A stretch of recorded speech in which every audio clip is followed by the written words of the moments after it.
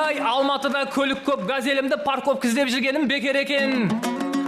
Ай, гараждай аңқиған аузыңа біздің газель 10 адаммен спокойно сыйып кетеді екен. Балғынбек аға қатар тұрғанда Балғынбек аға айтқан ғой, сырым ана мейірбектер тісіне темір салып түзетіп кішкене елдің алдына шығатын не қылатын ыңғайсыз ғой, этика адамның ажарының 70-80% тіске байланысты екен.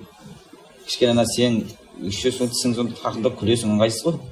Тісіңді жөндетіп алмайсың, бәрі ашық көрінеді деген ғой. Оған ақша жоқ қой деді. Ақшаң жоқ болса күлме не еді.